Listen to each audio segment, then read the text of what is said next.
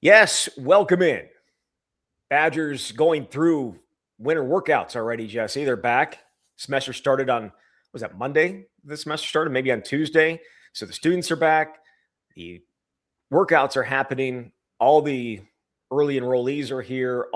Most of the transfers are here. We got the chance to talk to Luke Fickell yesterday, but did you see how cold it's supposed to be tomorrow?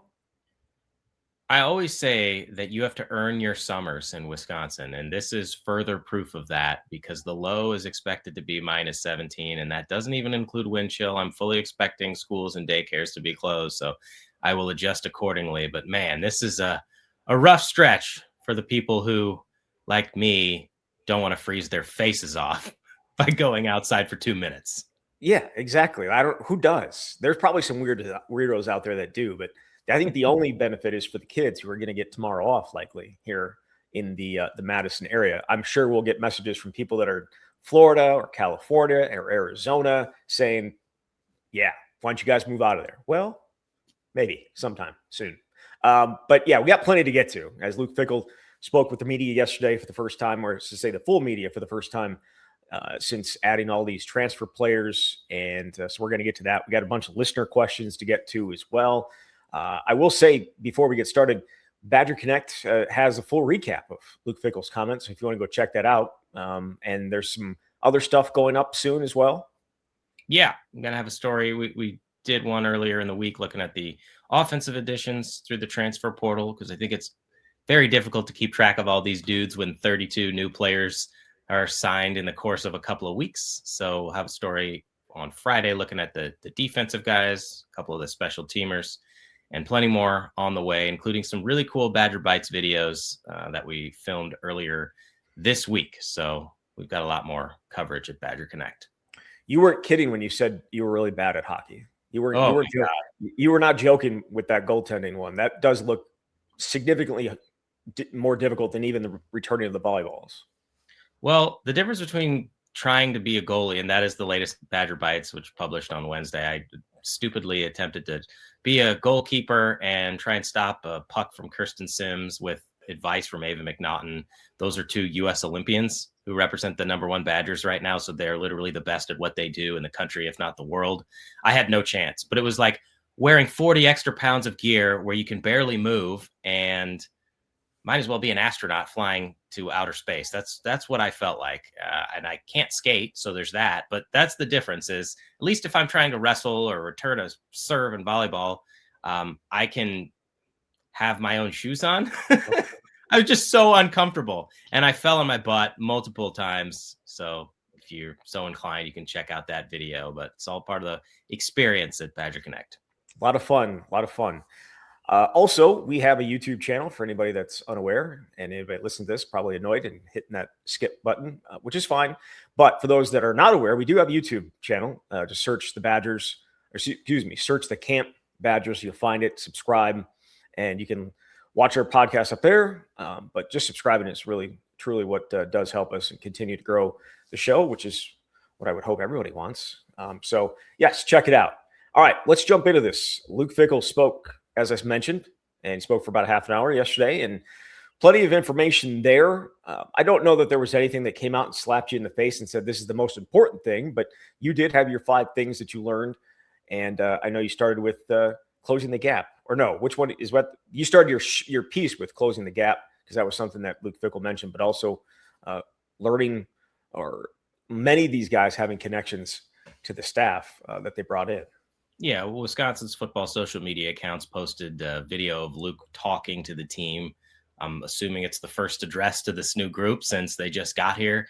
And one of the key talking points was this idea of closing the gap, which, as we all know, and Luke's been willing to acknowledge, is significant because Wisconsin went 2-7 in the Big Ten last year and 4-8 overall. And if they want to have a better program, you got to be more competitive against the top tier and even the middle Big Ten teams. It's not all that dissimilar to the messaging that Luke had even a year ago. But, and this is what I put in the story, the difference, at least as Luke views it, is the talent level that they're starting with based on their transfer portal additions. And I thought one of the things that he said that at least was noteworthy was when it came to NIL and money being available, he said that they were in the people had put Wisconsin in a better position, the stakeholders at the school, much, much, much better position in terms of their ability to get these players. And now these coaches have to obviously get them to play to that talent level. So look, again, is this team truly better? We'll find out. But Luke feels that they have better talent, which is the first step in trying to close the gap. But a long way to go between now and the season opener against Notre Dame and the Big Ten season. Yeah, I wanted to make sure that we get in the much, much, much better job in helping them put together the team that they now have to coach, which, as I just said, a lot of connections with the staff. And that is obviously important in the transfer portal because you only get a small minute to actually learn about these guys. Like you try and do your legwork, right? But there's only so much you can do. You need other people to tell you what they know about those guys, right? Like if Luke Fickell didn't recruit them, that's okay. Robert Steeples did. Robert Steeples has that relationship with them before they are trying to bring them in. He knows who they are. And I think that was kind of seen across the board in many of it. I think he said like 80%. He said, don't do the math on him. And we won't because we're not math guys, but at least I'm not. You could tell there's plenty of connections between these guys and the guys that are on the staff. Yeah, well, I've seen some numbers since the portal window closed. People have access to how many guys actually went into the portal, how many were FBS players, and it's absolutely absurd. But this is all NCAA levels. There were almost 11,000 players that entered the transfer portal and nearly 4,000 at the FBS level. Well, if you're a staff and as much due diligence as you can do from, say, your last game in November to the window opening January 2nd, what are you going to do to give yourself an advantage? And we saw this across the board. It makes a ton of sense. When people go in the portal or when we're aware of the possibility of them going into the portal, who do we know? Where do we have connections? And so you mentioned Robert Steeples, who was recently hired as the cornerbacks coach. Well, Kai Bates, who Wisconsin was able to bring in from Florida State, originally committed out of high school to play for Steeples at LSU. And ultimately Bates signed with Florida State. But when I was talking to Bates after he signed with Wisconsin, that relationship made a huge difference. And he actually said, he had a couple other visits lined up, but he said, I would have been a fool not to come here and play for him. So again, that's the legwork or the groundwork you built a couple of years ago coming to fruition now. And you just see that at pretty much every position. Guys that Wisconsin recruited previously, Jaden Lofton, for example, who was a top 30 edge and a 4-star prospect in the last recruiting class, goes to Tennessee, ends up in the portal. Well, he's already familiar with Wisconsin. And I think a lot of these situations are guys who are familiar with coaches when they weren't at Wisconsin. Eric Mateos was at Arkansas, so 2 guys from Arkansas are now on the roster. But when Mateos and Jeff Grimes were together at Baylor, they had recruiting visits set up for both Austin Kowecki and Lucas Simmons, 2 offensive linemen who are now part of the roster. And it doesn't, like, the connections can be all sorts of stuff. We talked about Liam Danitz, the edge from Hope College in Division III Michigan. Well, that school is 20 minutes away from Grand Valley State, where Matt Mitchell was the head coach for 13 years. And Hope's coach has a long-standing relationship with Mitchell. And so that mattered. But even word of mouth, like I mentioned this on a previous show, but Javon Robinson, the cornerback from Arizona State, didn't have any ties to anybody. However, he had 2 teammates at Arizona State who played before at Cincinnati for Luke Fickell. And those 2 guys had rave reviews about what it was like to play for Fickell at Cincinnati. So sometimes word of mouth is all it takes. And there are obviously more of these examples, but I think it just gives you an indication of what Wisconsin's approach was. And this will be judged when we get to the season. But right now, I feel like they did a really nice job at adding a lot of players. It's a combination of people who have been productive and high potential prospects, and now they just have to be fulfilled. Yeah, that was the other thing that I was going to ask about as the second point of your article was the mix of production and also guys that were really good coming out of high school that maybe haven't clicked just yet. Luke Fickell said it. It's easy to recognize stats, right? We can see what Abu Sama did at Iowa State. We can see what Shamar Rigby did in a very, very bad Oklahoma State offense. Like, we can see those numbers, but then it's also trying to figure out a guy like Bryce West, who was a very highly recruited kid coming out of high school, goes to Ohio State, but it's Ohio State. So you're not necessarily getting on the field right away. He would have been in contention to start this fall. Instead, he's at Wisconsin. So and then you mentioned Kai Bates the same way, a 4-star guy, really highly recruited, just hasn't been able to get on the field.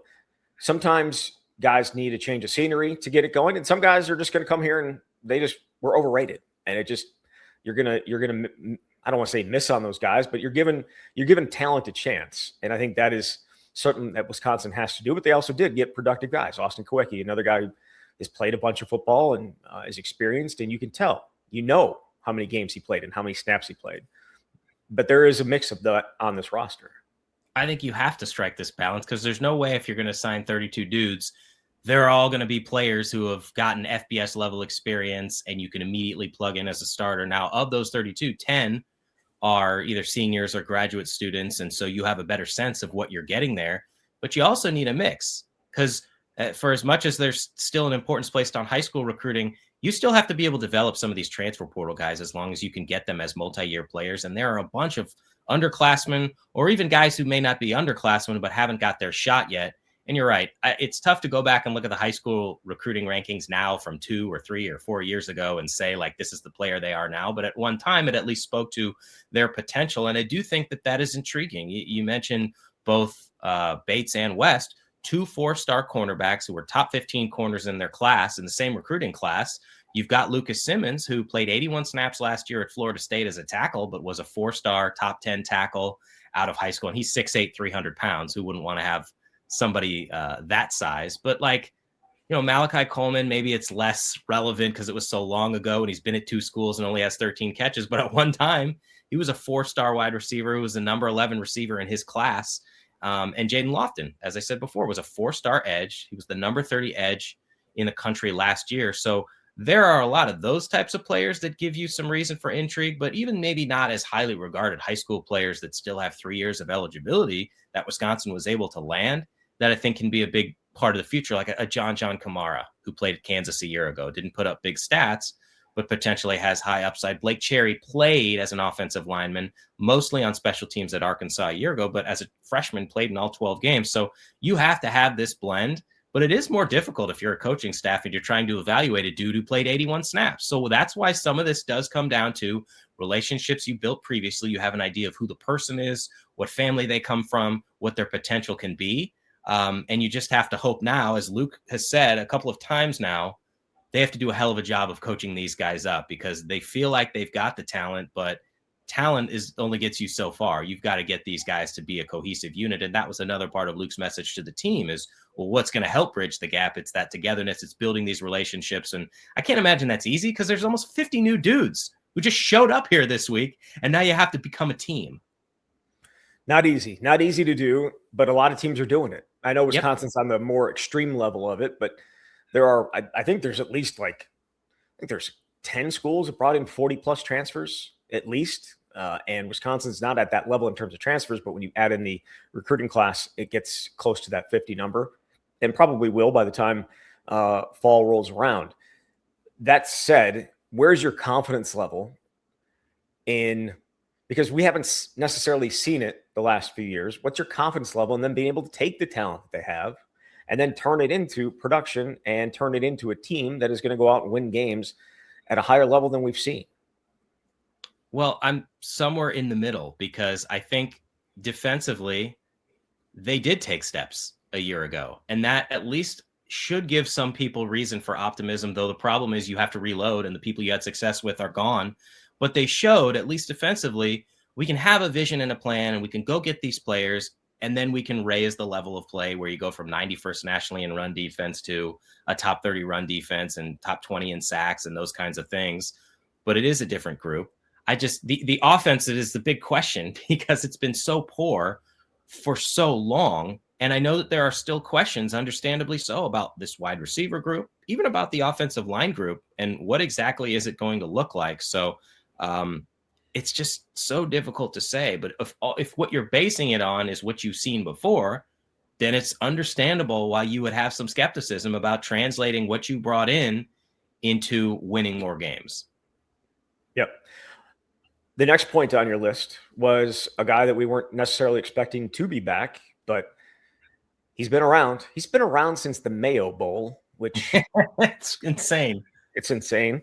The first time we ever talked about him was the Mayo Bowl. His name is Aaron Witt, and he's a guy who has fought through a ton, but his name showed back up on the roster that was released on, what was that, Tuesday, and his face was in, he was in the meeting room, and everyone's like, oh, okay, all right.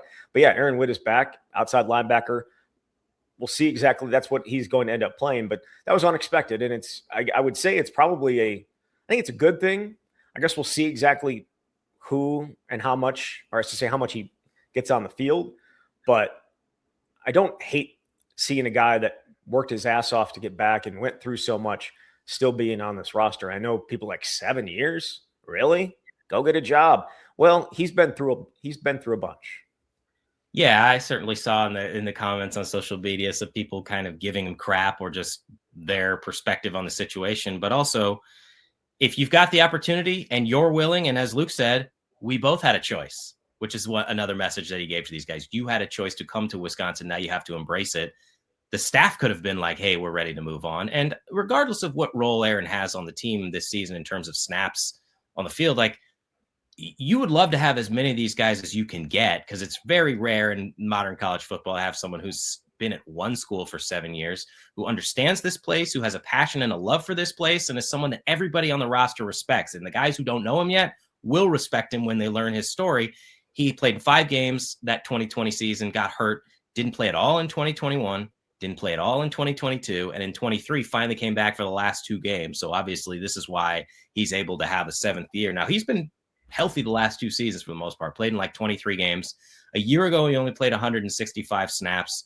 And Luke did say that, yes, he's the type of player, could you put him on the defensive line or just have his hand on the ground more? He's capable of doing a lot of different things, but to preserve his body and to keep him in the 240, 245 range, he'll be spending time in the linebacker room. And so, again, no idea what the impact will be on the field, but behind the scenes, you love to have as many of these guys as possible because they are leaders that are respected, and people will listen to them. The dude's played for 3 different head coaches. He played 2.5 years for Paul Chryst. Paul Chryst hasn't been here. He hasn't been here in 3.5 years. So yes, the funny thing is, I think potentially could even have another. We'll get there I don't think Wisconsin. I don't think Wisconsin ever had an 8th year guy, but he might be it. It's possible he could be the guy. The next thing that kind of stood out for me, and I don't know how relevant it is or how helpful it'll be, but we know last year Wisconsin went through and got some injuries and also lost some guys in the spring to the portal. Tanner Koziel, Mark Hamper, Kevin Haywood, different reasons they lost him, but that allowed Wisconsin then to go into the transfer portal. And they got a big addition in Lance Mason, who ended up being an all Big Ten tight end. Davis Heinzen did not have as good of a season as him, but he did come in and stabilize the center position the last few weeks of the year. So, but that portal doesn't exist anymore.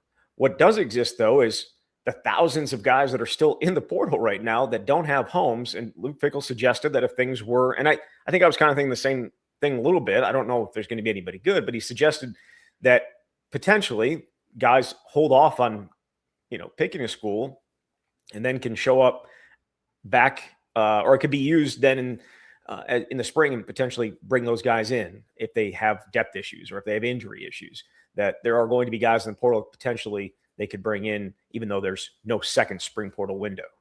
I thought it was an interesting point Luke made, and frankly, not something I had thought about, because you just assume, well, there's this one portal window. Wisconsin's going to get the guys it needs to get. But last year, it's a different circumstance. You see what can happen. You don't go into spring ball anticipating your projected starting left tackle and Kevin Haywood is going to tear his ACL and be out for the season. Now, the other 2 situations that led to them going to the portal, pretty unique and not going to be the case now because there is no spring window, but you had wide receiver Mark Hamper and tight end Tanner Koziel come here as signees in January and then leave in the spring portal window. Well, you needed to fill those bodies, and you got DeKel Crowdis from Hawaii, and you also got Lance Mason at tight end, who ended up being a second team all Big Ten player. But let's just say hypothetically Wisconsin does go through spring and you have significant injuries.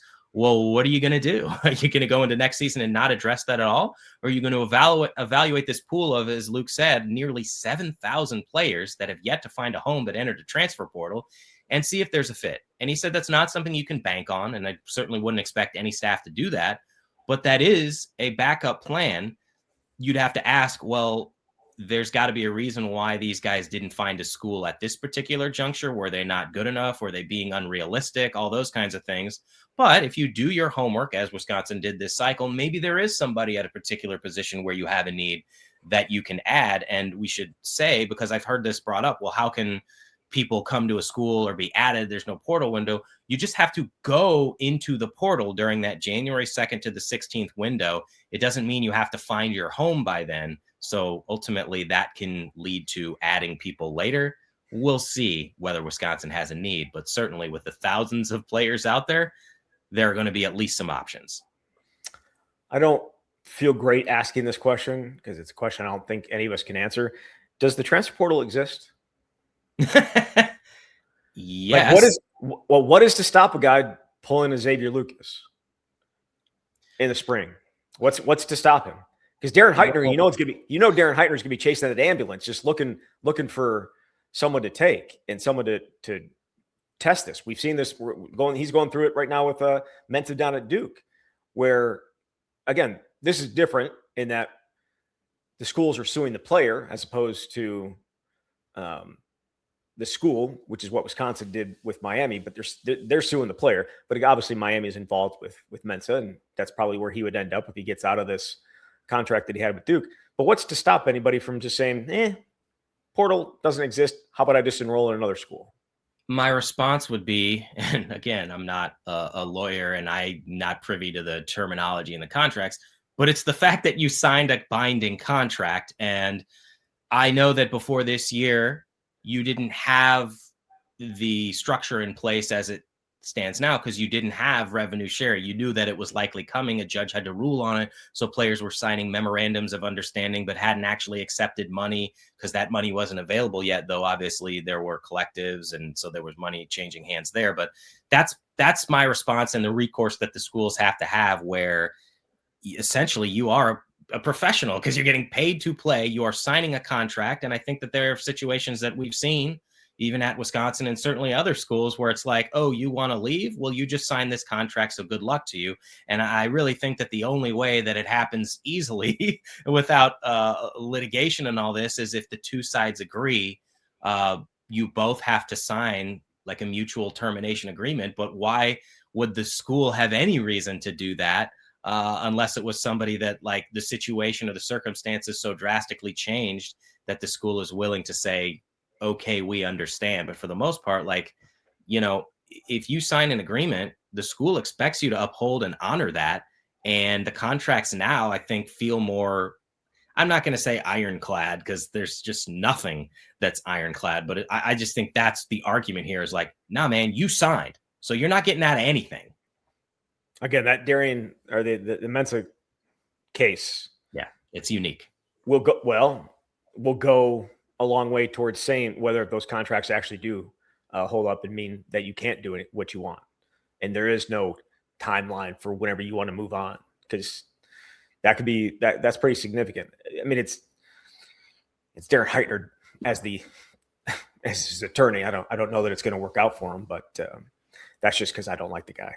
He just shows up anytime someone's doing this. It's him, and it feels like he's the one that's pushing it, perhaps more so than people coming to him. I think Damon Williams, I think we already talked about this, but Damon Williams, I feel like spent like a day with him. He's like, no, this ain't going to work for me. And he just went back to Washington. But yeah, either way. The last point in your piece of a Badger Connect is on the running back room, because that room has been made over. No Dylan Jones, won't have Gideon Atuga. Katie Akamelli's at Miami of Ohio. You have a true freshman in Fat Wiggins, but other guys, they brought in 3. Yeah, Abu Sama the third to me, and I'm sure we'll get to this because I saw one of the listener questions come in about maybe most impactful potential guys, but I just think that's such a huge addition for Wisconsin. And Luke talked about this, that a year ago they felt good about the depth and the talent, but he also acknowledged there were some younger players, and Luke felt like it was imperative this portal cycle to get somebody that they felt like could absorb the physicality of Big Ten play, that had proven it. And Sama very clearly appears to be that guy. In 3 years at Iowa State, he had 1,933 yards rushing. I realize he wasn't the sole running back, but he has a lot of carries in his career and yet averaged 5.2 yards per carry during that stretch. And you never know what's going to happen. But the hope is that he can be healthy and absorb a lot of those carries. But Luke also wanted other players who had at least played at this level and can give Wisconsin options as potential starters or potential guys that you can hope to stay healthy. And you don't have a ton of experience necessarily, but Darian Dupree has got the second most. He's played 2 seasons. He's got 600 plus yards rushing.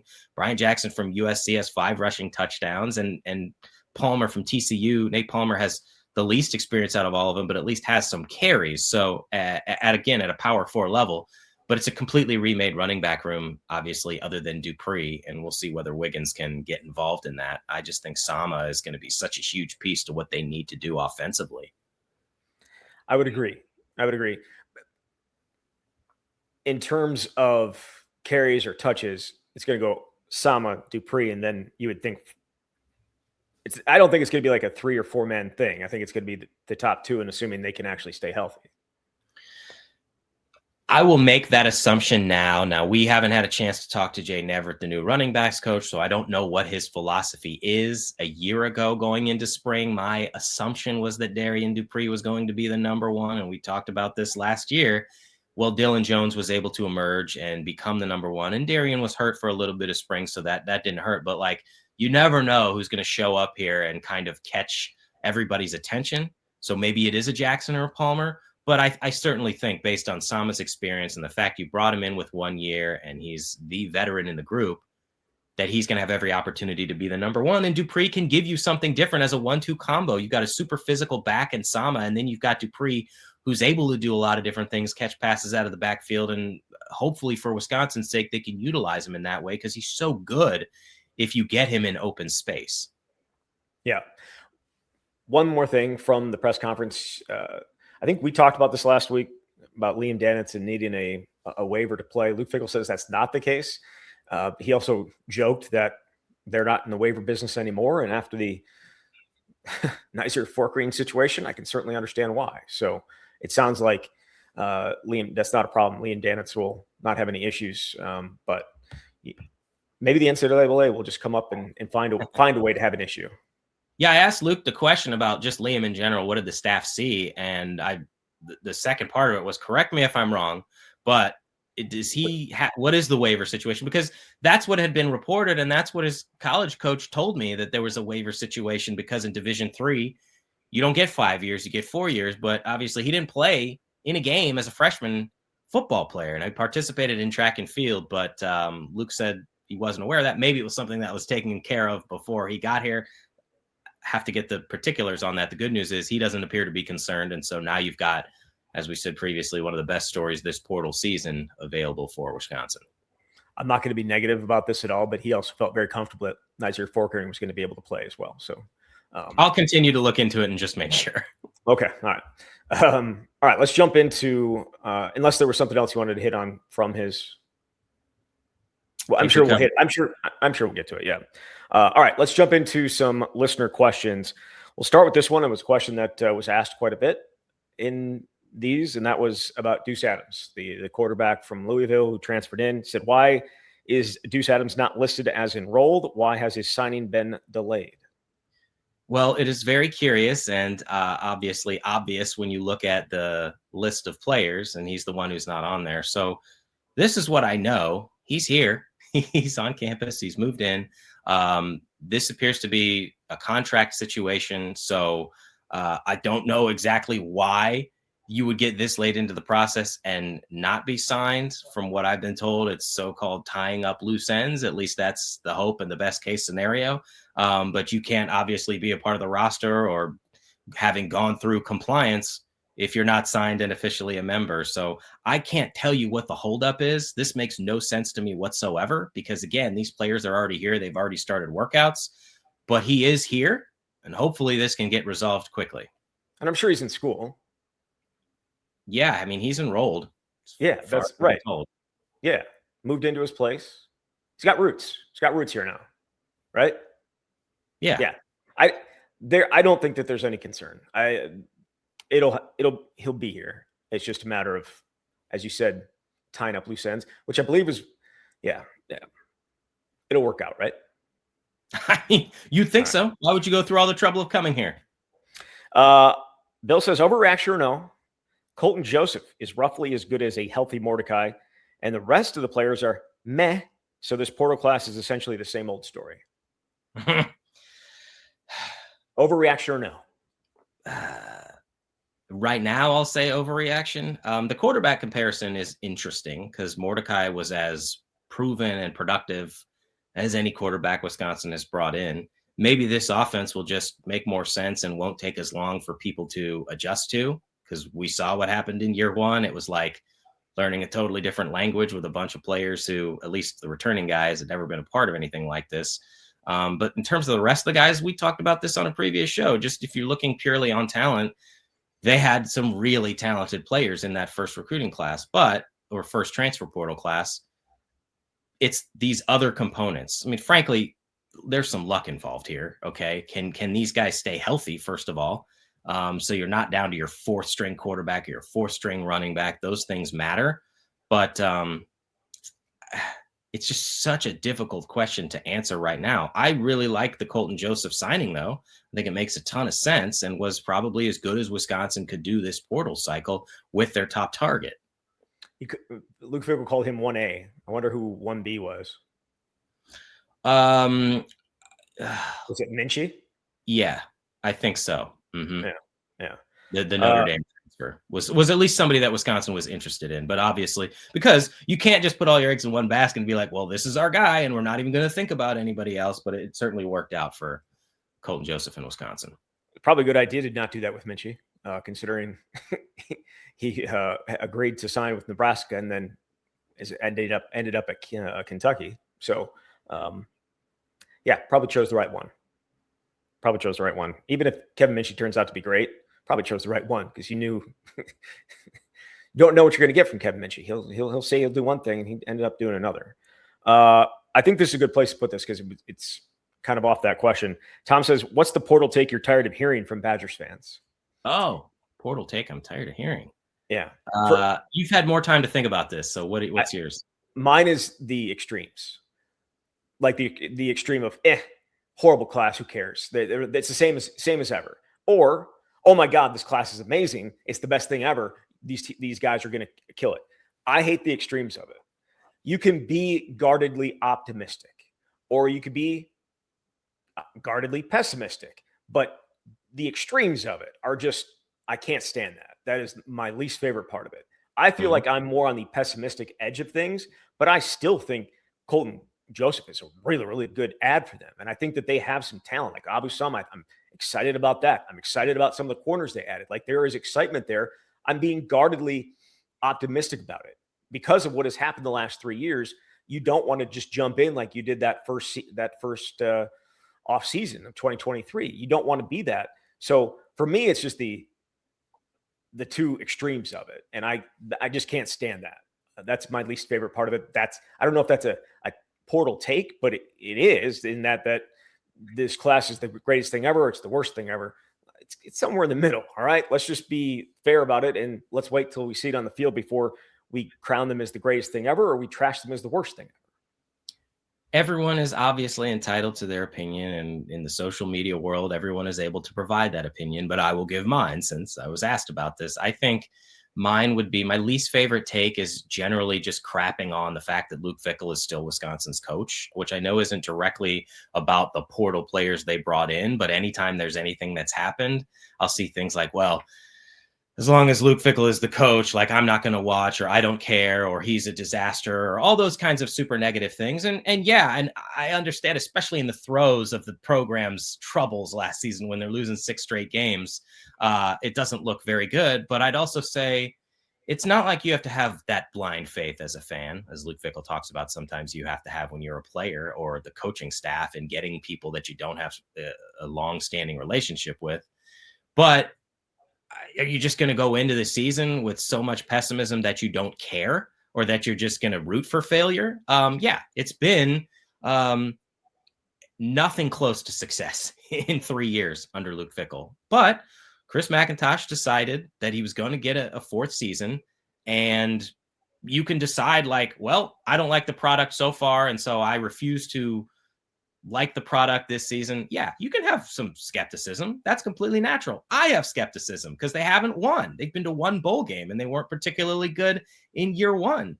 But this is a new team with 50 plus new players. Luke is going to get this shot. And so I just, the blanket statements about like, well, he's terrible and I don't want to follow or pay attention. I don't know. I'm conflicted by that because, again, you're entitled to that opinion, but where does that opinion get you if you want to be a Badgers fan? Like, you can hope for success or root for success and feel like it's probably not going to happen, but to just completely crap all over everything and say this is terrible when a team hasn't even got together for a practice, I don't know. I'm at a loss on that one. Well, yeah, again, it's the perspective we're coming from, I think, a little bit, right? Like, we don't have that same like mentality as a fan, even though I guess I would be considered closer to that than you would be. But the extremes of it are just a little bit much for me. So it's not necessarily a portal take as it is just the yelling back and forth between the two extremes that I don't really care for. I think that there's middle ground, and but that is the world we live in, and that's the social media world. I should say that's more so the social media world that we live in, because I think if you're having a conversation with somebody face to face, which I've had, run into people and they ask and we talk about it, and it's not as one-sided when they're like, oh, I don't really believe in this. Then you talk to them a little bit and they're like, oh, okay, I see that. And then it's not as, I guess, as argumentative as it is online, and where you're never changing somebody's opinion online. And that's just like, it's pointless to even have those conversations for the most part online, unless they're willing to have a little give and take. So this is the portal world we live in. And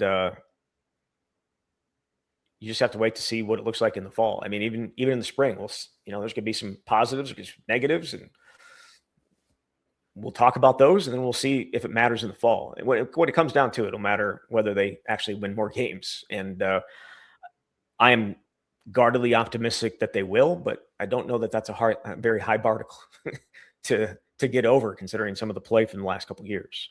Yeah, you and I learned from year one of this process that just automatically assuming based on new players it's going to be great is a bit of a fool's errand. That's not to say it can't happen, but those are usually the outliers, the Indiana stories. Like, there's a reason why we haven't seen that pretty much anywhere else.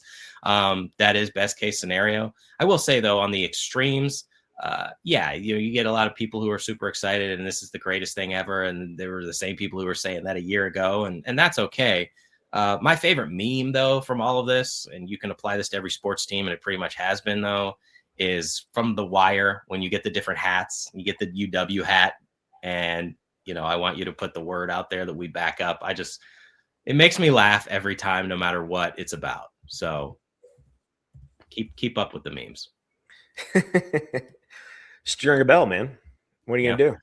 Do you watch that? Do you ever watch that?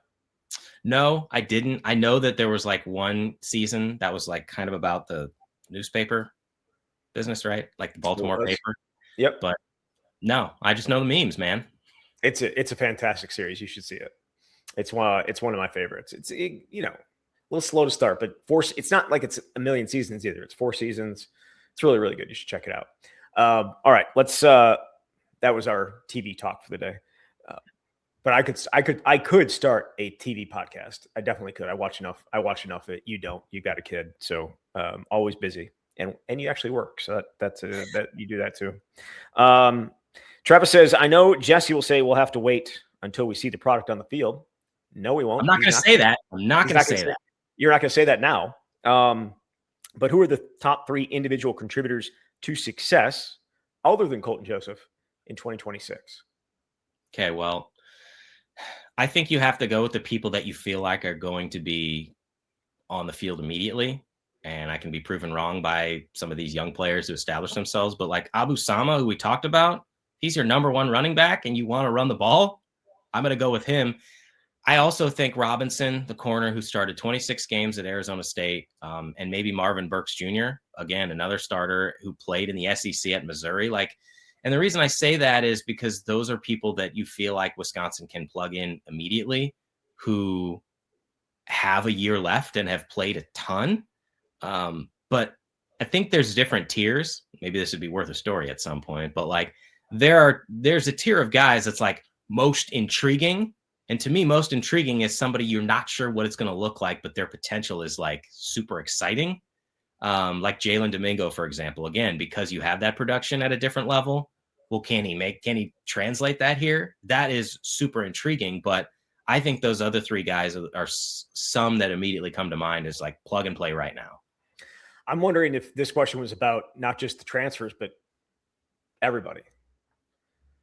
Like, so when you were talking like intriguing, want to see it, Nick Clayton would be a guy that, like he could potentially step up and be the pass rusher that they need, because they didn't necessarily grab outside of Liam Danitz, who again did it at the D3 level. They don't have a ton of production in terms of the outside, like the pass rushers. You obviously have Sebastian Cheeks, and I know they like Tyrese Fearbury, and then I think it's Nick Clayton, just in terms of pass rushers that they're excited about.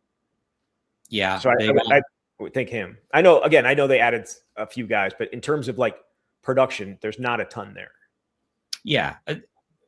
Those are the exciting types of players where you feel like there could be a huge leap because they're young guys, because they've shown some promise maybe in spring practice. And it's different for the guys that we've seen compared to some of these transfers. But I guess I'll stick with my initial answer on some of the veteran guys. But what would be your take in terms of maybe most important non-Colton Joseph dudes? I mean, I would say, I want to say it's some of the offensive line guys. Mm-hmm. It's hard to pick them out. It is, because you don't know exactly what the offensive line is going to look like. And that was one of the questions that was asked, is, a take on the first team offensive line. And, I think Kevin Haywood probably is the left tackle. I would say, obviously, Austin Kowicki. I think he is the only guaranteed guy that is going to be in the spot that we think he's going to be in, which is center. But then, where does Mandel end up? Does he end up? He's probably not the tackle. He's probably one of the guards. But which guard spot does he take on? And then which of the transfers step in? Is it your favorite from Florida State? Who is he going to be the right tackle? Is Barrett Nelson healthy enough and here to take one of those tackle spots? And then again, some of the transfers that you brought in, where exactly do they fit in? Where's the young guys that were on the team this year? Are they ready to take a jump up? I think the offensive line is the most interesting in terms of how all these different guys are going to fit in there. Does Blake Cherry automatically find a spot at one of the guard spots just because Eric Mateos, he saw him last year, he brought him with him? I don't think it guarantees anything, but he obviously felt good about enough to let him play last year, even though it was mostly on special teams. There are so many uncertainties, I think, along the offensive line, like that. To me, the offensive line is whether the offense is going to be good enough this year. I know we talk about Colton Joseph, and that's so important, but they have to have an offensive line that can take some pressure off their quarterback. And that did not happen. That's not happened in any of the last 3 years. I think it's undoubtedly the biggest position group question, because there are so few answers at this point. Even PJ Wilkins started first 2 games of the year for Ole Miss at guard. Now it got benched, but was a season opening starter in the SEC. So can he emerge as one of your starting guards? Would Simmons compete with Haywood for the left tackle spot, or would they flip him to the other side and they feel like he could be a nice bookend? The guys they have returning, Colin Cubberly played a lot of snaps as a guard. I do feel like long-term the fit with Emerson Mandel would be at guard. Now that's how AJ Blazek felt, but obviously Blazek's not the O-line coach anymore. And the majority of the starts last year because of the need for Mandel was a tackle. But if you slide him inside, do you feel good enough about who your tackles are? Ryan Corey at least started a game, but you bringing in Austin Kowicki to be your starting center. I'm just saying there's a lot of guys that played, and we haven't even really spent that much time talking about the other players in those 9 or 10 second and third year players who are still considered underclassmen that are going to make up the bulk of the group. So there is a lot to be determined there. Yep, for sure. Justin says, if he had to give an elevator pitch to a fan, explain why the current wide receiver room is good enough for the team to be successful, based on your definition of a successful season, what would you say? The elevator pitch is probably what it is most off seasons, that there's a lot of potential and opportunity. But I like the pieces that they have. It's just unclear what the impact is going to be. I mean, we said before, like Eugene Hilton Jr. and getting him back feels like a big deal, but statistically, he had 8 catches for 91 yards. I can see him potentially earning a starting role, but I can also see him being a rotational piece if the guys you brought in, like Shamar Rigby, like Jalen Domingo, emerge on the outside. But Chris Brooks started last season, and Tyrell Henry has played and could be your top slot. Like, there are just a lot of pieces to this puzzle. Can Coleman emerge? I mean, I have no idea, but that's such an unsettled position. So I think if the elevator pitch to generate enthusiasm or excitement is out there, it would just be, it feels like there is a lot of individual potential, but I felt that a lot of years in the wide receiver room, and it hasn't always materialized. Guarded optimism. Sure. Why not? Now's the time to have it. That's what I've been saying that, though. That would be the elevator pitch. Yeah. It hasn't gone well the last few years. I understand that. But look what Shamar Rigby did on a horrible offense. Mm-hmm. No drops. Look what Jalen Domingo did on at that level. Big time, big play receiver. Yeah. Malachi Coleman, 4-star guy. Kearney, 4-star guy. Yep. Just haven't found the right fit yet. But they could. And playing with the quarterback and getting the ball. Last year, Jaden Ballard was open a ton. Didn't get him the ball. It's not necessarily always the wide receivers. Wide receivers getting open. Jordan Reed is getting his guys open. They need the quarterback to help as well. Yeah. This group has the quarterback.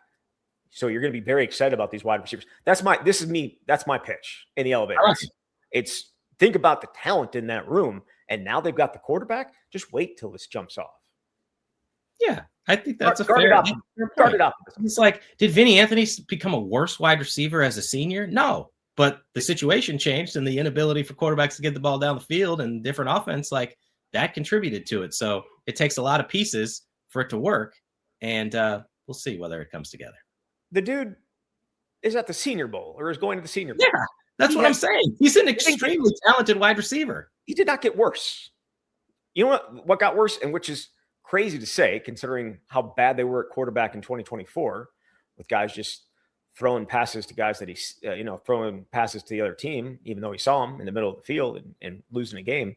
It was even worse last year, and you played 4 different quarterbacks. So, yeah. It was the fewest passing yards since 1998 per game. Can't be worse. Can't be worse. There you go. How's that for the elevator pitch? Hey, can't be worse. Can't be worse. Well, I mean, that is my pitch to everybody. If they're saying, what's the season going to look like? Well, I'm saying, you know what? It can't be worse than last year. That was the second worst offense in the country. It can't be worse than that. Thank you. That's me knocking on wood. All right. A few more here. This might be a simple question, but in all that the Badgers have done in the portal with a mix of proven talent and potential, doesn't it all simply come down to Colton Joseph staying healthy? Yep. And it's funny. It's funny. I know we were talking about it can't happen again. I was giving blood yesterday, and one of the nurse that was doing, or the person that was taking the blood, was like, they got a new quarterback. And I'm like, yeah, you just got to stay healthy. And I'm like, there's no way it can happen 4 years in a row. And she's like, are you sure? I probably could. Well, we're not going to think that way. We're positive thinkers around here. If we want to be guarded optimism, okay, but I'm being positive when it comes to the idea of not having to see a backup quarterback for a 4th straight year. Yeah, it's the most simplistic answer, and obviously he can't go out there on defense and stop the other teams, but it is also the right answer. Yes. Another one from Travis says, overreaction or not, challenging year that the Badgers had was arguably a great thing. We needed that level of failure to emphasize the obvious need for a larger financial commitment and team overhaul. A 6-6 season wouldn't have been bad enough to force serious change. I appreciate this take and hadn't really thought about it from this perspective. Didn't feel like a great thing in the moment when you had to watch those games every week. I think, boy, if they had gone 6-6, I feel like these changes still would have happened in terms of the financial resources, because they could have gotten hot in November and won all 4 games, and we already knew that these changes were coming. So I don't think that the 4-8 overall record was the impetus for change. It just kind of took Wisconsin a little longer than people might have liked to put themselves in this position. I do think if you want to, again, look at the positive spin on this, if you're going to be a bad team, then it allows you the opportunity to reset before December starts and get a plan in place for when January 2nd happens. And that's not to say the teams who made the playoffs aren't able to get really talented players. You can also sell the fact that, hey, we're a good team, so just come here and be part of a good team. But they did have that. They had ample time to prepare and put themselves in a better spot this season. Again, that's the positive viewpoint on this. Slevin says, I thought I heard references to some of the players signing 2-year deals. Does that mean the staff expects the player to be on the team for both years, not going to the draft portal? Otherwise, what's the significance of a 2-year contract? Well, the only contract I know of that's a 2-year deal is the Colton Joseph agreement, which makes sense because he's got 2 years left. I don't have the contract. It's not something that people just give out. I have to imagine that there's some type of clause in there that if you're good enough to go to the NFL, like that's different from being like, well, I'm going to shop around and go to a different school. The significance of it is what I think you need to a degree in college athletics is trying to have, there's no true regulation right now or anything that exists, but to lock in players so you know what the future will look like in terms of your roster so people aren't leaving. But it also gives security to the players. And I'll say so I had a chance a couple of weeks ago to talk both to Luke Fickell and Marcus Sedberry, who's the general manager here. And I believe I asked him a question about like the 2-year arrangement and how do you make those decisions? There's no hard and fast rule. Ultimately, it's down to that individual player and what he values and what the people in his circle value, because you can be someone who's like, hey, I don't want to be shopping around. I want the security of what it's going to mean to know for the next 2 years I'm here. But then you've got other people who go, I'm going to bet on myself. And yeah, something bad could happen this season and I miss out on financial opportunities the following season. But if I'm really good, I can put myself in the market after 1 year. And so it's a choice that the players have. It's not like Wisconsin is mandating you must do this. But if you're a school, I think it's beneficial to kind of know what your roster is going to look like if you can pull that off. So there's a mix of, I think, multi-year deals and 1-year deals. Mark says, where do you think the Badgers missed in the portal? He still feels there's not a number one receiver. I think wide receiver, and could certainly be proven wrong by the guys that they brought in, the 4 that they've signed. But there was a lot of excitement that first weekend about Braden Peakin coming in here and potentially being a nice piece for Colton Joseph. And then all of a sudden, once you leave, like that's the problem. If you can't get them signed and they go somewhere else, it's probably not going to work out for you. But maybe one of these guys emerges. But that production versus potential, well, certainly 2 of these guys you're basing it on potential. Shamar Rigby did have 25 catches, and you don't know what kind of jump Domingo is going to make. But I think you would have loved to get a proven number 1 that makes everybody super excited. In terms of other positions, that's really, I think, harder to say. I think they pretty much most positions, there's reason to feel good about what they were able to add. Like you weren't going to get a number 1 inside linebacker because you've got Mason Post and Cooper Catalano, but you got a 3-year guy in Kamara and you got Taylor Schaefer who tore it up at the JUCO level. So, I mean, we could obviously go position by position, but I think the number 1 wide receiver certainly stands out.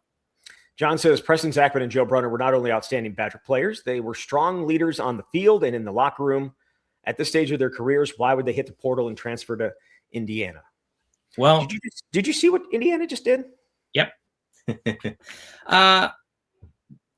I mean, certainly those guys have been around long enough to experience a lot of lows. And if you have the opportunity to go to a place like Indiana and be a part of that success, they've also been here a long time. I don't know the Preston Zachman situation and how that unfolded. But I also think, money's a factor in all of this too. Let's be honest. If you think you're worth something and a school doesn't believe that to be the case or wants to distribute the revenue in a different way, then you put yourself on the open market. And if you've played a lot, you're going to command probably a high value on that market. So I think that's got to be just in general why would somebody leave? Well, you've been somewhere a long time. You want some change. You want to be a part of a winning program, and you might have an opportunity to be compensated in a rather healthy fashion. That's not to say that Wisconsin wasn't in position to pay guys, because they very clearly are. But you also don't know what other schools are offering, which is something that Luke talked about as well on Wednesday when he's asked about, and it's an unknowable answer, like, well, how do you feel you are positioned compared to other schools? You have no idea, because no one's giving away that information. Yep, absolutely. And again, Joe Brunner is going to play for Bob Bostad, who was the guy that was here when he was recruited. And, Preston Zachman has the same probably relationship with him as well. And that's why Wisconsin's guys are ending up at Indiana. But it's also Indiana is a really, really good program right now. Really, really good. The best. That run that they just went on, one of the best that's ever happened in college football. The first 16-0 team in the modern era. It's a good place to be right now, and not just winning wise, but financially as well. Last one. Other than quarterback and running back, are there any other positions where the Badgers appear to have been improved, their starters, as compared to 2025 via the portal? And would you agree that they appear worse at positions held by Brunner, Rieger, Daryl Peterson, Vinny Anthony? Okay. That's a lot. Yeah. I'll try to answer this. I think cornerback, I like what they've added, but they also lost Ricardo Hallman. Emilio Agard transferred, and Jameer Latimer is moving on. I don't know who the slot corner is going to be, but I really like Robinson. I think there's a lot of talent there with the portal guys they brought in. But the question about, is there a Mason Reiger? I don't know. I mean, we didn't know that he was going to be what he became. He hadn't played at all. So maybe Danitz is that guy, or maybe maybe Clayton is the guy. I have no idea. The Vinny Anthony one, there's somebody in that room capable of putting up bigger stats. Doesn't mean they're a better player. I don't know. The Daryl Peterson one is interesting. He could do a lot of different things. I guess I hate to say I don't know to all of these, but I don't know. It's hard to say this is the guy who's going to replace that production when you haven't seen it at all. I do like the group that they have brought in, though. I feel like a lot of these positions, you can see how they fit. Even the defensive line in general, which they basically lost everybody who played other than Charles Perkins, 73 snaps, Dylan Johnson, 71 snaps. You got Anderson from Illinois State, who played 1,800 snaps, and you can plug in on the interior. You got Poyser from Buffalo, who was an all-conference MAC player. So there's talent there. It's hard to compare who's coming in versus who they lost and what the productivity is going to look like. Totally agree. It's very hard, and that's the process. That's the era that we're in, of trying to figure out all this stuff without actually seeing them on the field. It's like it's recruiting on steroids. Like, how do you stick a true freshman? Like, you have a little bit more information because of the stuff that they've done in college, but still, does it translate to this level, or does it translate to this school? Does it translate to this system? So I think that's all very, very tough to, judge and to compare. It's tough for sure. All right, that'll do it. Before I move on, I want to say congratulations to the Wisconsin women's basketball team. They beat Nebraska last night. Their second-ranked win this season already. That's the same number they've had in the last 12 seasons combined. It's the first time since, I think, 08-09 that they have won or beaten two ranked teams in the same season. So getting it done at this point. I don't know that Nebraska is any good. I don't know if Michigan State's any good, but those are two ranked wins, and we don't scoff at ranked wins here on the camp. We do not. They are cooking. They're 14-7 overall, 5-4 in the league. And for a program that has been so devoid of optimism for so long, I think Robin Pingeton deserves a ton of credit in her first year for doing what they're doing. And I will say, we've got a Badger Bites coming. I won't give away what it is, but with one of the women's basketball players, I think it's going to be pretty fun. So stay tuned for that at Badger Connect in the next few weeks. All right. Thank you, Jesse. Thanks, Zach. All right. There he is. Jesse Temple from Badger Connect. You've been listening to The Camp.